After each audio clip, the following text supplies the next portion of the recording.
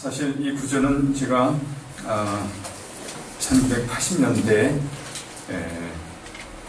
깊이 깨달은 구절이며 그 후로 제 생애를 계속 좌우하는, 주도하는, 그리고 저에게 도움을 주는 그런 구절입니다. 이거를 처음에 저에게 알려준 분은 인도 출신 세계적인 설교가 티어드로 윌리엄스 박사. 이분이 마침 싱가포르에 있는 OMF 국제 이사회에 성경 말씀을 증거하는 그런 분으로 초대받고 왔습니다. 저는 거기에 참석한 한국 대표였고, 근데 이분이 이 구절을 얘기하면서 데이비드 시먼스의 Healing for Damaged Emotion, 그건 상한 심령이 치유라는 그런 책을 소개했어요. 그 책을 소개하면서 이 말씀을 우리에게 소개했던 것입니다. 성령께서 우리의 연약하심을 도우신다는 것. 그날 하나님께서는 매우 깊이 거기에 모인 한 40여 명, 매우 50명, 1000명을 대표하는 그런 디렉터들만 모이는 3년마다 모이는 그런 이사회였어요. 근데 성령께서 그 말씀을 통해서 우리 심령 깊이까지 터치를 했습니다. 근데 이 설교가 끝나자마자, 예배가 끝나자마자 사람들은 막 뛰어가더라고요. 그래서 저도 막 쫓아서 뛰어갔죠. 보니까 책방에 가서 그 데이비드 시먼스의 책을 하나씩 딱 잡더라고요. 저도 얼른 가서 잡으려고 하니까 하나를 기다리지 않았어요. 그래서 결국은 그걸 딱 잡았다. 그리고 제가 이제 귀국 비행기 속에서 그 책을 읽기 시작했는데, 저는 그것을 읽으면서 제 속에 얼마나 많은 손상된 감정이 있는 것, 그리고 그것을 읽으면서 치유가 되고, 너무 그것이 깊이 제 마음속에 들어왔기 때문에 제가 오자마자 제 아내한테 그것을 소개했습니다. 그리고 결국 제 아내가 그것을 번역해서 지금까지 근 30여 년 아마 수백 판이 나왔을 겁니다. 수백 권이 아닌 수백 판. 그것은 그만큼 기독교계만 아니라 교회 다니지 않은 사람까지도 그 욕구가 있다는 뜻이에요. 그만큼 심령들이 손상된 상태에서, 치료가 필요한 상태에서 살고 있다는 사실을 우리에게 알려주고 있는 것으로 제가 알았습니다. 근데 선교 지도자들, 거기에 모인 사람들은 대개 20년, 25년 그런 베테랑 선교사들이었어요. 근데 그들도 그런 상처가 있는지 어떻게 생각해요? 그분들은 이미 성숙한 사람들로서 많은 선교사들을 지도하는 그런 지도자들이었어요. 근데 그들에게도 그런 손상된 감정들이 있습니까? 저는 놀랐습니다. 사실상. 근데 여러분들의 감정은 안녕하십니까?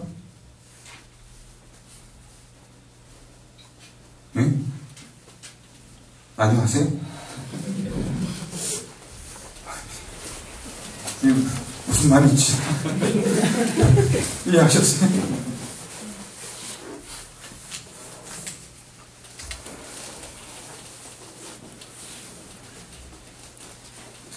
아마 우리 가운데 그 누구도 우리 속에 아무런 필요도 없고 아무런 연약함도 없다라고 말할 수 있는 사람은 없을 겁니다.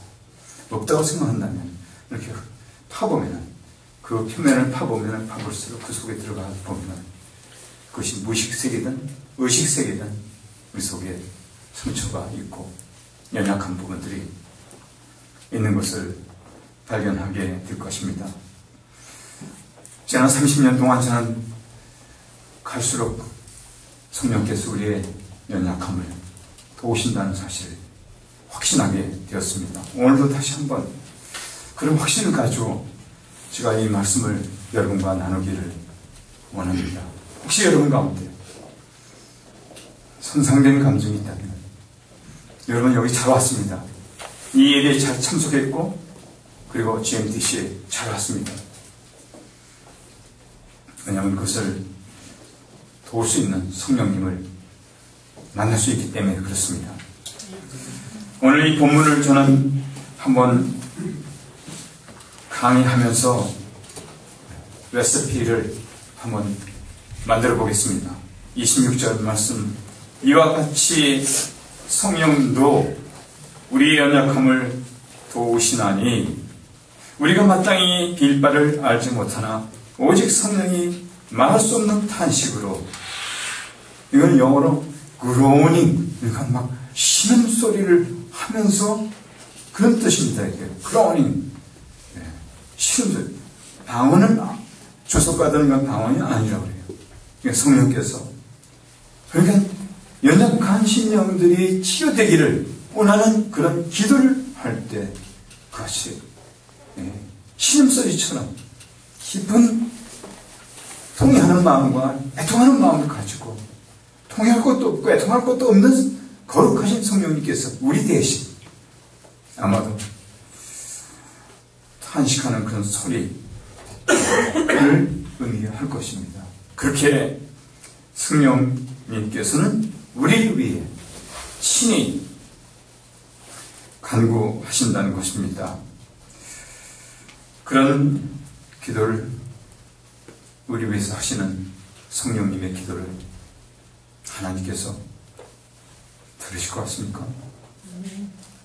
groaning, 그러니까 신음소리 같은 거는 무슨 말인지 알아듣기 힘들 수도 있어요. 그렇기 때문에 27절이 필요한 겁니다. 마음을 감찰하시는 이가, 이거는 하나님이십니다. 저는 사실 이 구절이 올 때마다 이게 도대체 무슨 뜻인가 했는데, 제가 오늘 이것을 추석을 통해서 더 분명히 알게 됐습니다.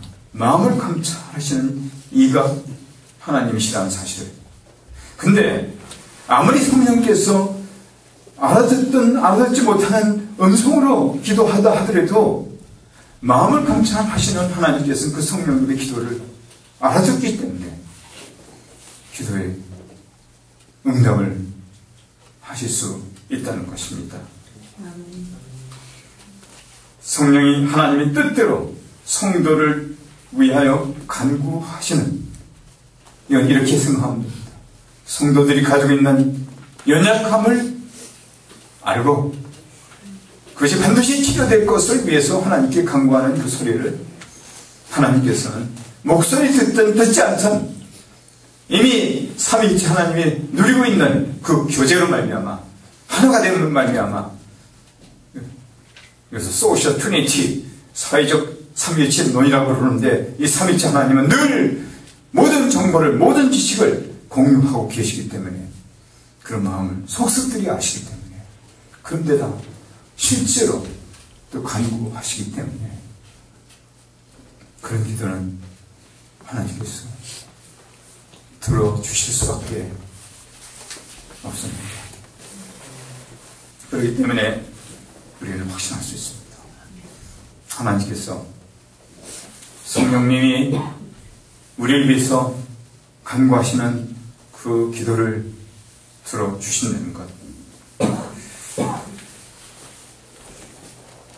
근데 이것은 그러니까 이렇게 해석할 수 있을 거예요. 1차적으로 우리는 때에 따라서는 우리의 연약함을 알고 기도할 수도 있지만, 제 과거의 신앙생활을 통해서 봤을 때 내 연약함을 모를 수도 있다는 거예요. 오히려 알면 다행인데 모를 수도 있다는 거예요. 그 이유를 제가 다 설명할 수 없지만 한두 가지만 예를 든다면 육신적으로 자신이 괜찮게 살고 있다고 느끼는 사람일수록 자기 연약함을 알 수가 없습니다. 많은 경우에 그런 사람은 썩이고 상한 마음이 생길 때까지 자기 연약함을 모르고 연약하면서도 달려가게 됩니다. 그러다가 상한 마음, 이거는 영어로 brokenness라고 해요. brokenness. 그거는 무슨 깨트려서 뭐 이렇게 상이 그릇이 깨졌다 그런 뜻이 아니라 마음이 하나님 앞에 열려서 자기의 연약함을 깨닫는 순간 한편은 하나님 앞에 회개하고 한편은 하나님의 필요를 호소하는, 한편으로는 내가 약하다는 사실, 그래서 하나님의 도우심이 필요하다고 강력하게 심령 가운데 느끼는 그 순간, 그 이사야 선지는 바로 그런 통회하는 상한 심령 속에 하나님께서는 계신다고 했어요. 하나님의 임재가 그런 뜻이에요. 하나님의 이 속에 임재하시는 것. 어느 때도 다 계시죠. 구원받은 사람 속에. 그렇지만 하나님이 실제로 내 안에 계시다고 느끼는 것까지, 그거는 그런 상한 심령이 생겼을 때, 아마 그것이 바로 바울 사도가 내가 약할 때 그것 강합니다. 바리새인으로 막 뛸 때는 그 얼마나 열심히 하나님을 찾았어요. 그럴 때는 그가 잘 몰랐는데 주님 앞에 나와서 회개하고 주님 앞에 자기의 죄성을 깨닫고 통회하는 마음을 가졌을 때 그 약함을 깨닫게 되고, 그리고 그때 주님이 임재하기 때문에 자기 자신이 자기의 힘으로서가 아니라 자기 속에 역사하시는 그 하나님으로 말미암아 강하게 됐다는 사실을 아마 깨달았기 때문에 그런 얘기를 했을 것입니다. 여러분은 어떻습니까? 여러분 약합니까? 그렇지 않으면 강합니까? 만약에 강하다면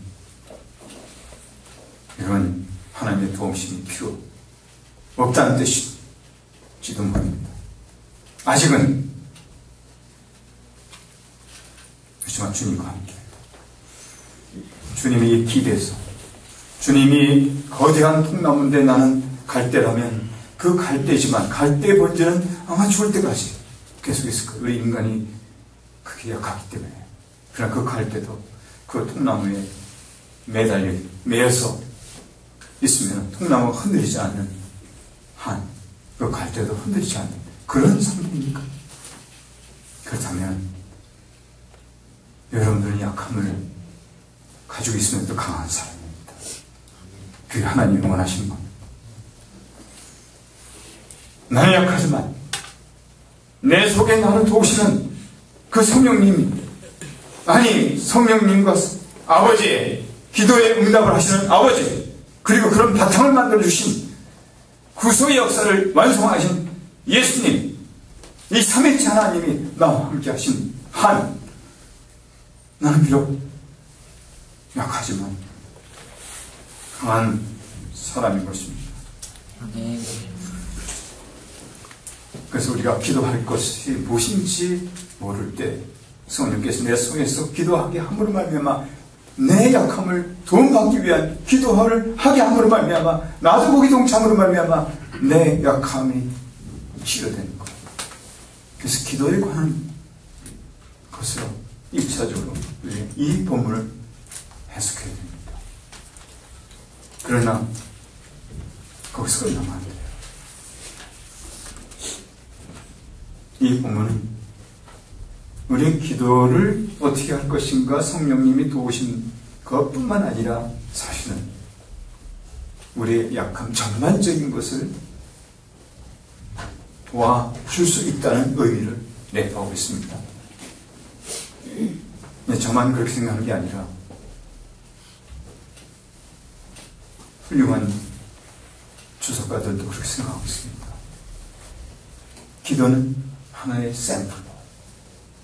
우리 약해서 기도할 줄 모를 때 그 기도할 것이 어떤 제목인지를 알려줘서 내 약함을 치유받게 하시는 그 성령님의 도심만 얘기한 것이 아니라 그거는 물론이고 그 밖에 나의 약함, 전반적인 것을 도울 수 있는 그런 내용의 말씀으로 푸는 것이 이 문맥상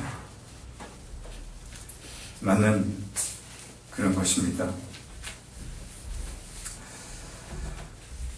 너무 약해서 하나님께 나가기조차 어려울 때도 있죠. 여러분들 그런 경험을 해본 적 있어요? 기도하려 하는데 기도가 되지 않아요. 모든 의욕을 다 잃어버리고 너무 약해서. 그럴 때 오 하르스비라는 사람은 이렇게 얘기합니다. 그럴 때도 성령께서 도우실 수 있다. 그럴 때 그대로 말로 하지 말고 주님의 그 발밑에 가서 주님의 발을 대고 잠깐 누웠다가만 가도 주님께서는 알고 계실 것이다. 성령께서 우리를 도우시기 때문에 그렇게만 해도 앞으로 여러분이 그런 약한 상황이 오지 않으리란 보장은 없습니다. 과거도 아마 그런 시간이 전혀 없었다고 말한다면 그것은 아주 예외의 사람입니다. 네, 앞으로도 마찬가지입니다. 근데 그런 때도 성령께서는 우리의 약함을 도우실 것입니다. 그리고 우리를 도우셔서 어떻게 해요? 치료하시고 회복시키시고 온전히 하시고 우리가 죽을 때까지 그렇게 하실 것입니다. 칼빈은 그렇게 얘기했어요.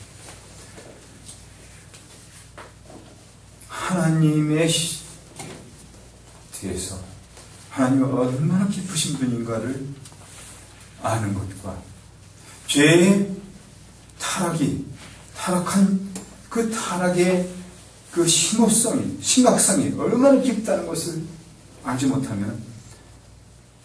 것이다. 이런 얘기를 했어요.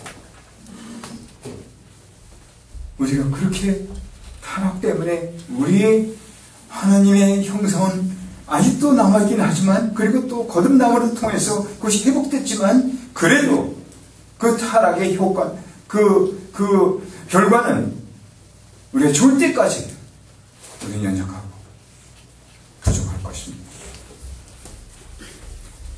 근데 그럴 때마다 우리를 도우실 것입니다. 성령께서 우리를 도우셔서 우리를 온전케 만드시고 결국은 두 가지 차이입니다. 하나는 즉시 도우시는 것, 또 하나는 결과적으로 도우시는 것. 둘 중에 하나입니다. 믿습니까? 도우시는 건 분명합니다. 그러나 어떤 때는 당장 도우시고 어떤 때는 시간을 더 두고 도우시고 그래서 하나님만이 아시는 그런 시각 때문에 그렇게 하실 것입니다. 도우는 것은 분명합니다. 그러나 때를 보시고 도우십니다.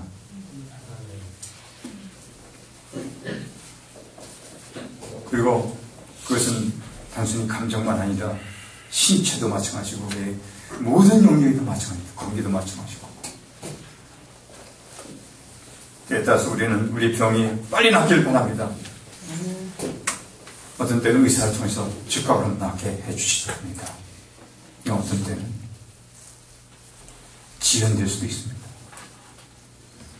저는 한 해 동안 그렇게 기도했습니다. 하나님, 내 지금 완전히 소모돼서 쓰러진 상태에서 내 몸을 고쳐주십시오. 저는 고침을 주는 것도 중요했지만 그때는 사실상 그보다 더 중요한 것은 과연 하나님이 내 기도를 들으시는가, 이게 더 중요했습니다. 내가 테스트 케이스가 돼서 내가 내게 실험해서 하나님이 내가 기도하는 그 기도를 들어주지 않는다면 내가 어떻게 다른 사람한테 그것을 설교하고 있습니까? 그래서 저는 하나님 앞에 1년 동안, 근데 지금 하나님 말씀을 아무리 인용하고 막 그래도 순간적으로 낫지 못했어요. 광선, 하나님의 광선이 화려해서 한다는 말씀부터 시작해서, 그렇지만 제가 1년 동안 누워서 계속해서 사단은 저한테 와서 너 죽어라, 너 죽어, 그렇게 하고 속삭이는 것 같은 내가 좀 포기하라고. 왜냐면 더 이상 지탱할 힘이 없기 때문에. 그때 결혼한 지 5년 됐는데 너 죽어라, 내 아내는 어떻게 하고 재혼하면 어떡하고 어렵게 했는데,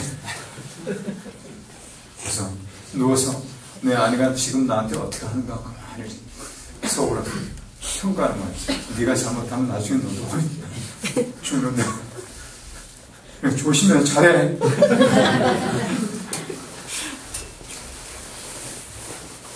그때 바로 고쳐주지 않았습니다. 그러나 1년이 지난 후에 하나님께서는 저를 서서히 낫게 해주셨고 결과적으로 고쳐주셨어요. 그때 그 1년은 아직도 수수께끼예요. 왜 이렇게 오래 걸리셨는지.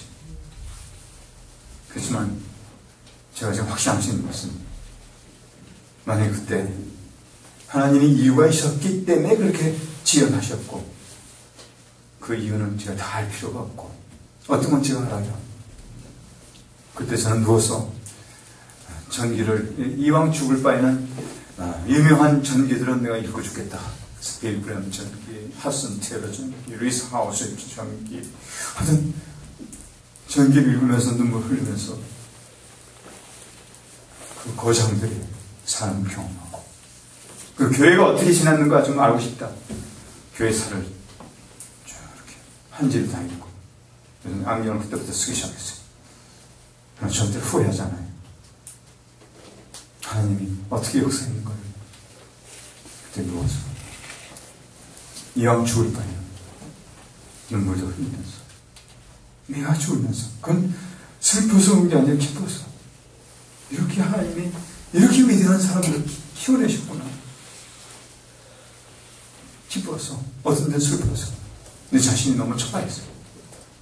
하나님이 시간을 두셨어요.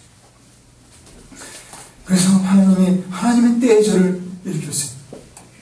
그때 만일에, 다른 이유도 많으셨겠지만, 만약 그때 내가 기도할 때만 팍 일어났으면, 저는 지금 내 연약함을 모르고 날뛰고 있었을 거예요.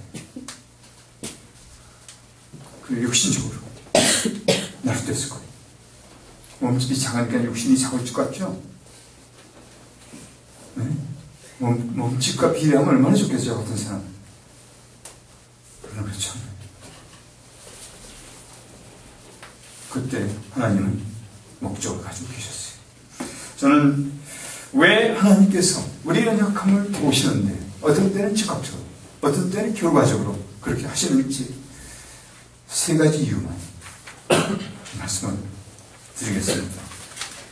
첫째는 하나님께서 우리를 사랑하시기 때문에 우리를 도우십니다. 때에 따라서는 즉각적으로, 어떤 때는 결과적으로. 하나님이 보시기에 가장 적절한, 우리에게 가장 유리한 그 시간에 도우십니다. 그것은 14절부터 17절까지 무릇 하나님의 영으로 인도함을 받는 그들은 곧 하나님의 아들들, 딸들이라. 너희는 다시 무서워하는 종의 영을 받지 아니하였고 양자의 영을 받았으므로 아바, 아버지라 부르짖느니. 아바, 아빠라고 부르짖는다는 뜻이에요.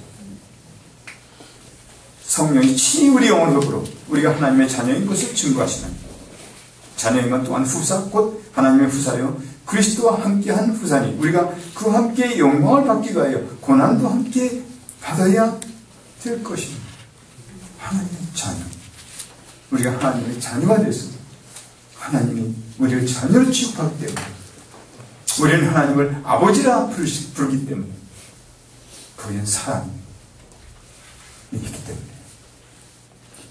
도우십니다. 그러나 때에 따라서는 고난도 허용하십니다. 왜냐하면 이 세상이 그렇게 호락호락하지 않기 때문에 거기서 살 수 있게 준비시키기 위해서 아마 부모가 제대로 된 부모라면 온실 속에서 자기 자녀를 키우지 않을 겁니다. 그 시기적절하게 그 성장 과정에 적합하게 세파에 노출도 시키고 세상을 보게도 하고 준비시킬 것입니다. 하나님께서도 그렇게 우리를 사랑하시기 때문에 도우시고 그리고 우리를 하여금 하나님 당신은 내 아빠입니다. 내 아버지십니다. 그걸 깨닫게 해주는 그리고 아버지이기 때문에 자녀의 안녕과 자녀의 행복을 위해서 자녀가 잘 되는 걸 위해서 하나님께서 성령님이 우리 연약함을 위해서 간구하시는 것을 들어주시는 것입니다.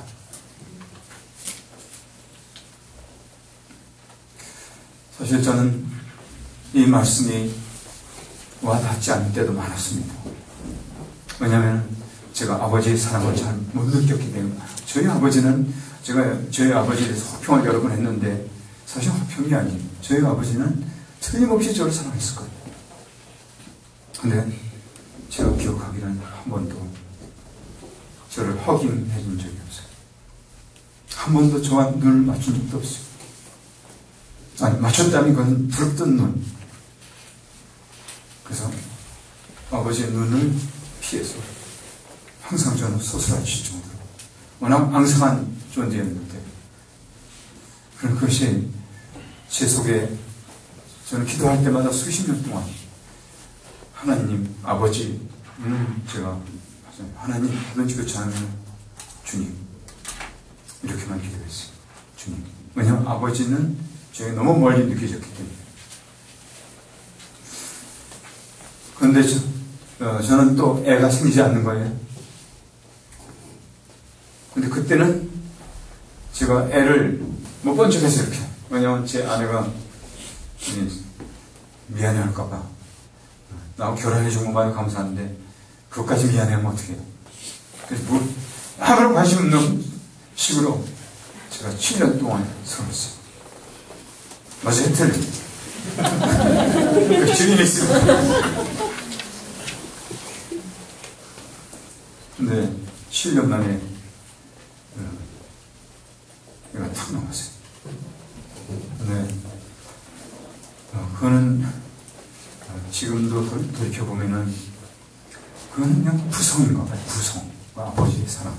그건 누가 가르쳐가 아니라 본능적으로 나오는 부성. 그래서 저는 소원 없이 껴넣어봤어요. 허기해봤어요. 이렇게.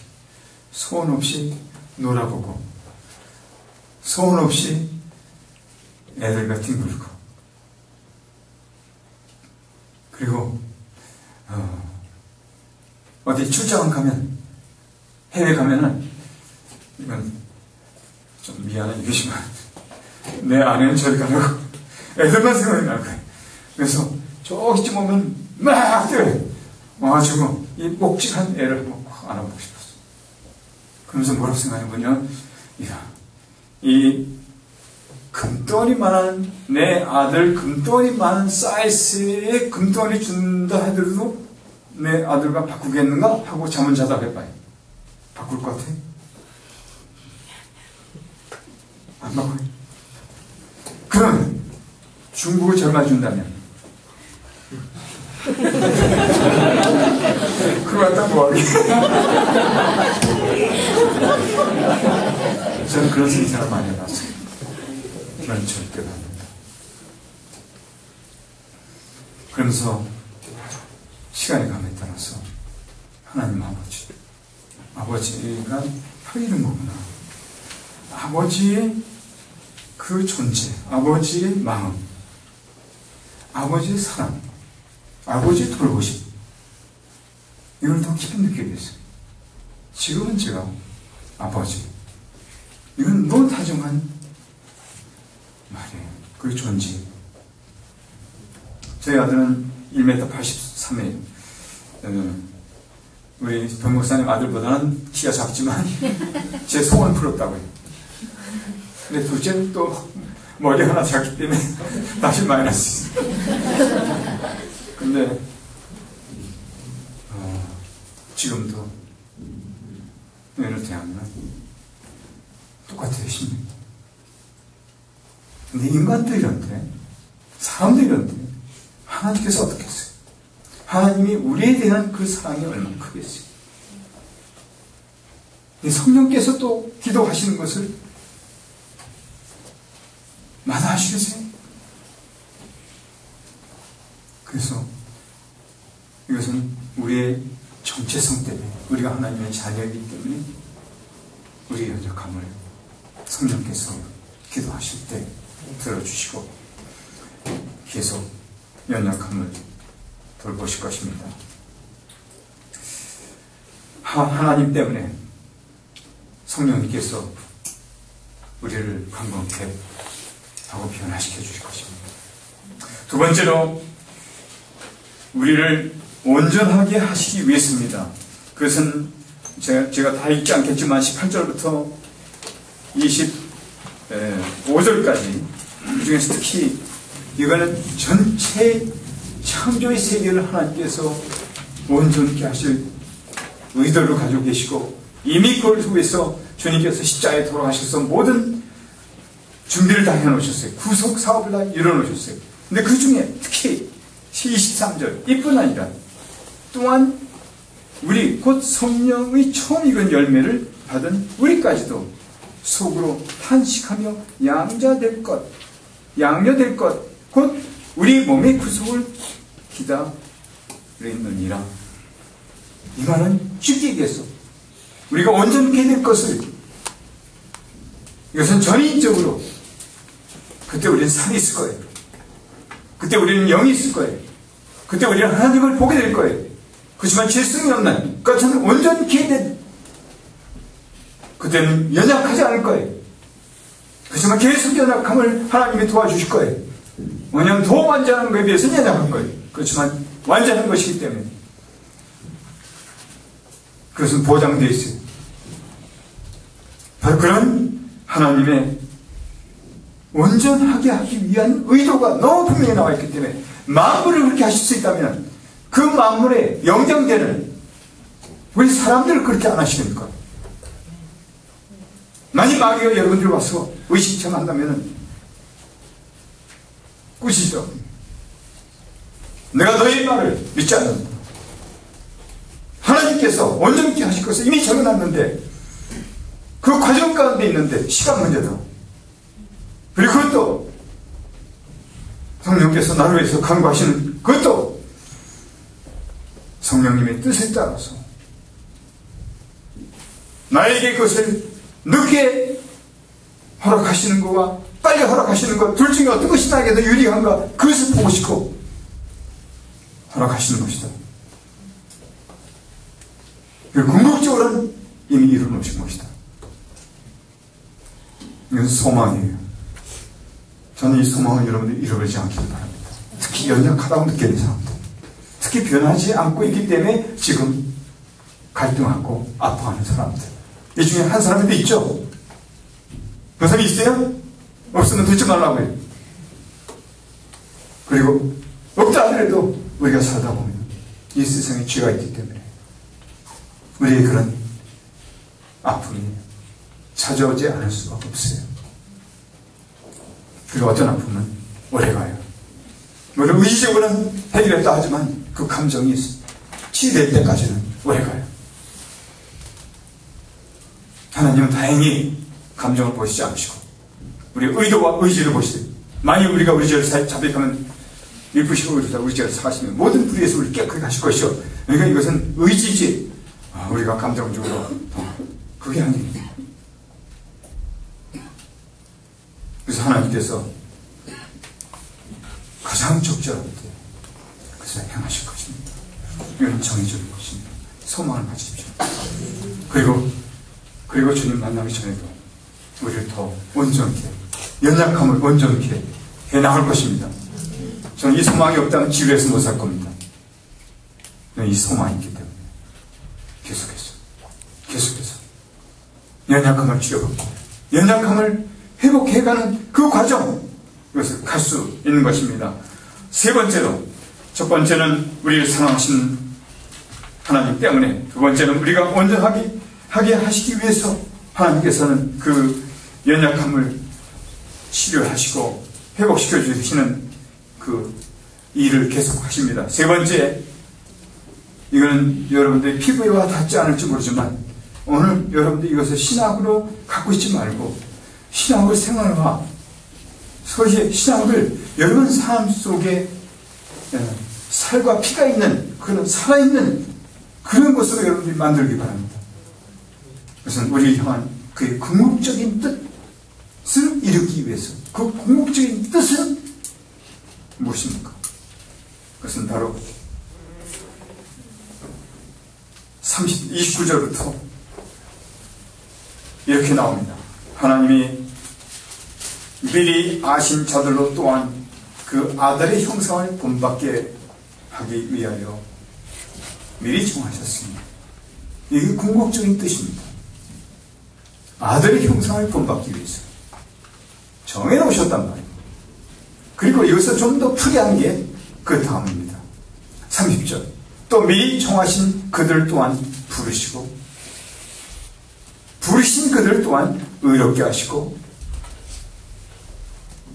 의롭다 하신 그들 또한 영화롭게 하셨느니라. 이 주어가 누굽니까? 주어가 누구의? 하나님입니다. 그리고 이것은 과거 형태를 썼어요. 하나님의 시각에서 봤을 때는 이건 정해진 겁니다. 우리는 영원하게 된 존재들입니다. 단지 그것은 누리는 시간에 좀 지연되고 있습니다.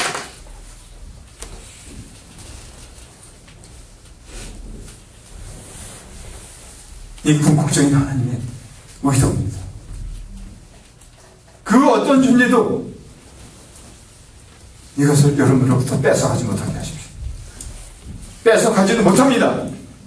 단지 여러분의 손해이기 때문에, 그거를 누리지 못하는 손해, 도움을 받지 못하는 손해, 당장 피부로 느끼지 못하는 손해, 정말 결과적으로는 뺏어가지도 못합니다. 그래서 하나님이 하시기 때문에 이런 의도, 이런 소망, 만약 이런 소망이 없다면 우리는 세상 사람과 똑같이 살게 될 것입니다. 그럼 우리에게는 이런 소망이 있습니다.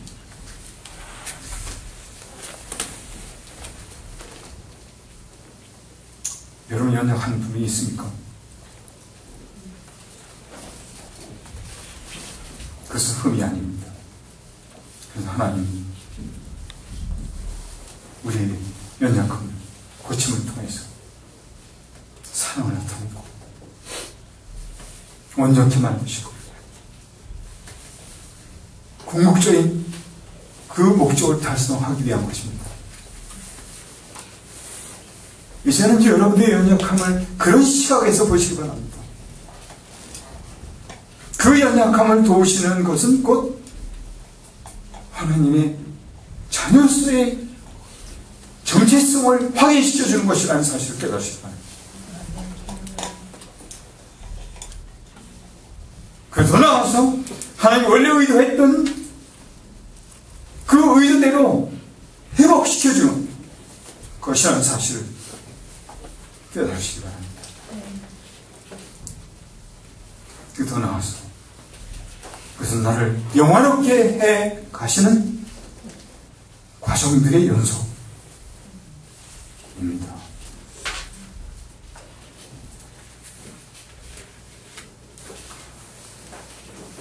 이런 시각에서 봤을 때 28절 말씀, 이것이 오늘 저는 여러분들께 드리는 가장 큰 위로입니다. 특히 연약하다고 느끼는 사람들에게 이런 시각에서, 이건 out of context, 그냥 이것만 빼서 막 얘기하면 안 됩니다. 이런 앞뒤의 컨텍스트가 있기 때문에 이 말씀이 유효합니다. 임팩트가 있습니다. 우리에게 더 적용이 됩니다. 우리에게 도움이 됩니다. 우리에게 중요한 말씀입니다. 그건 뭐냐면 우리가 알거니와 하나님을 사랑하는 자, 이건 다 이거 통합해서 얘기한 겁니다. 곧 그 뜻대로 부르심을 입은 자들에게는 모든 것이 합력하여 선을 이룹니다. 그것이 연약합니다. 연약함이 지금 즉시 해결되든 조금 지은 데서 해결되든 모든 것이 합력하여 선을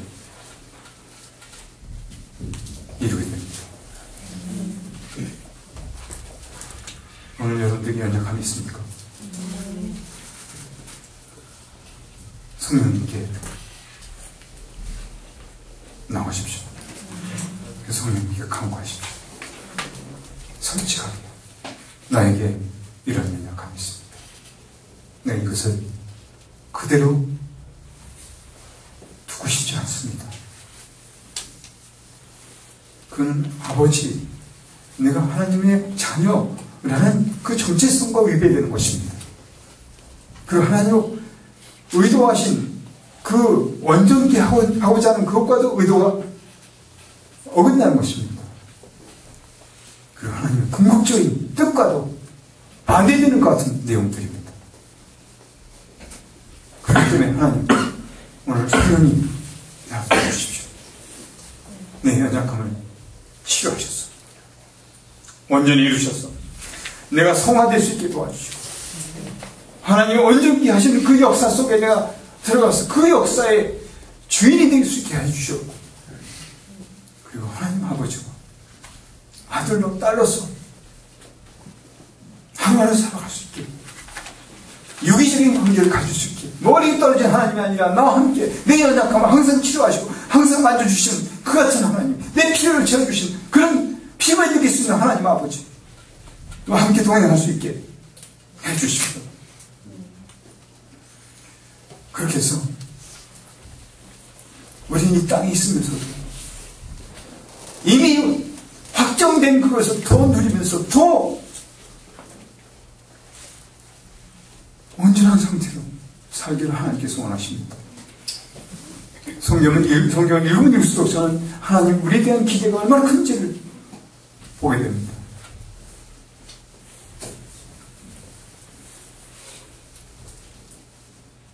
로마서 자체도 거의 우리를 신적인 존재, 하나님의 버금가는 존재로 격상시키고 있습니다. 우리에 대한 희망이 그렇게 큽니다. 우리를 걸물들로 만들고 싶어 하십니다.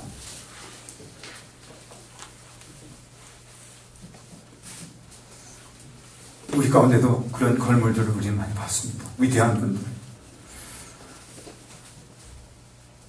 증도의 문준경 선교사, 손영한 목사, 그 두 아들들, 한경지 목사, 박윤선 목사. 박윤선 목사님이 웨스트민스터에서 신앙을 공부할 때 그분은 웨스트민스터가 정원이 보이는 그 뒤에 산에 올라와서 기도를 하셨답니다. 그분은 하루 중에 꼭 시간을 정해놓고 올라가서 기도를 하셨답니다. 그 웨스트민스터의 교수들은, 미국의 필라델피아에 있는 그 교수들은 박 목사님이 거기 가서 기도하시면 전부 조용히 하라고 했답니다. 지금 박 목사님 기도하신다. 저 상황에서 기도하시는데도 그들이 그 임팩트를 그렇게 느꼈다는 것입니다.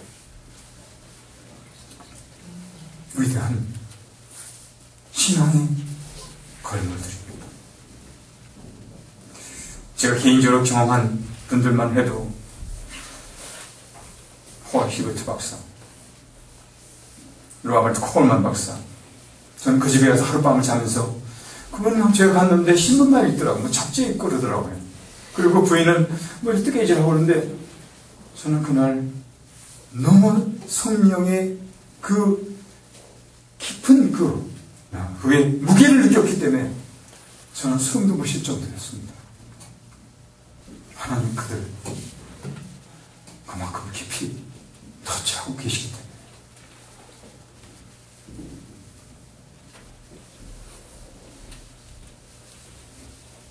어니 헨슨 그분은 제가 신학교 갈 때 제가 얼굴 보고 그 다음에 돌아가셨어요. 그분은 암이 걸렸는데 근데 그분은 암이 걸린 다음에도 꼿꼿하게 사셨어요. 그리고 누가 병문안 오면 먼저 면도를 다 하고 그리고 만나고 마지막 졸업식에 이분이 왔을 때 제 졸업식이 있다는 졸업식 왔을 때 말도 못하기 때문에 그냥 손만 이렇게 들어서 근데도 전 교생이 그를 통해서 감동을 받았어요. 저는 여러분들이 이 상을 너무 낮추지 않기 바랍니다. 나 정도야 뭐 그렇게 하지 마시기 바랍니다. 어디까지 왔든지 하나님께서는 우리의 연약함을 도우셔서 우리가 하나님의 사람다운 하나님의 사람이 되기를 원하시다는 사실을 어떤 일이 있어도 어디서든지 여기 공부하는 동안도 그리고 여러분들 선교지에 가서도 평생 동안 잊지 마시기 바랍니다. 다음 두 가지를 기도드릴 것을 부탁드립니다. 하나는 지금 성령께서 내 마음을 열고 오늘 연약함을 도와달라고 기도하십시오. 그리고 두 번째는 내 평생 내가 이렇게 연약함을 도움을 받아서 그것이 하나님의 정체성, 하나님의 자녀로서 정체성 그리고 온전히 하나님이 이루실 것에 대한 기대감과 그 과정의 경험 더 나아가서 내가 하나님의 궁극적인 목적을 그것은 그래서 하나님께 영광 드리는 그 단계까지 갈 수 있는 그 과정을 지금 가고 있다는 확신은 평생 동안 가질 수 있어요. 그리고 거기서 떨어지는 건 뭐예요? 우리에게 주어지는 건 뭐예요? 그것은 여러분들이 하나님의 사람이 될 겁니다. 그건 여러분들이 말할 필요 없어요. 현지인들이 저 사람은 하나님의 사람이야. 여러분 동료들이 저 사람은 하나님의 사람이야. 그런 얘기를 듣는다면 여러분은 가장 행복한 사람이 될 것입니다. 근데 그것은 저절로 되지 않습니다. 과정을 어떻게 하는 것에 따라서 됩니다. 과정은 오늘 두 가지를 제안합니다. 지금 이미 시작한 분은 재확인하고 지금 이제부터 성령님 내 연약함을 보십시오. 그리고 오늘 밤에도 치유하실 것 치유하시고 그리고 평생 동안 그 과정을 해서 평생 동안 내가 더 온전하게 되는 과정, 더 좋은 싱글, 더 좋은 부부, 아내, 남편, 자녀 그리고 동료가 되는 그 길을 제가 가기를 원합니다. 그런 결단을 오늘 밤 여러분 내리시기 바랍니다. 같이 기도하겠습니다.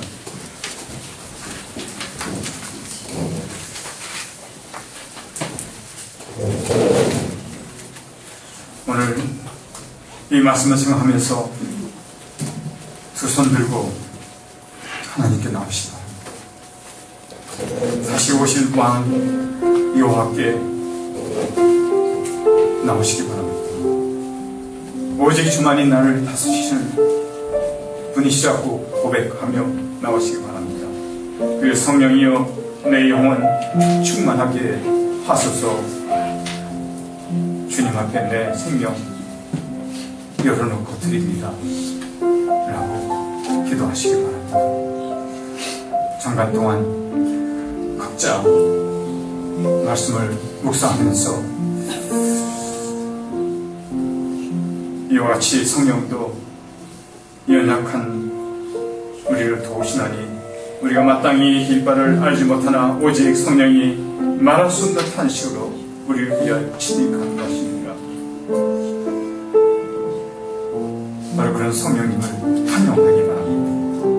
오 성령님 환영합니다. 저를 도우시옵소서. 저는 도움이 필요합니다. 그동안 제가 혼자 수고했습니다. 고생했습니다. 이제 더 이상 그렇게 하지 않겠습니다. 이제 제가 성령님께 내 자신을 맡기고 내 연약함을 인정하고 도우심을 청합니다. 환영합니다. 제 속에 와 계신 성령님이여 저를 충만케 하시고 저를 속속들이 아시는 성령님이여 저를 변화시켜 주시옵소서. 치료해 주시고 책망해 주시고 새롭게 될 수 있게 해 주시옵소서.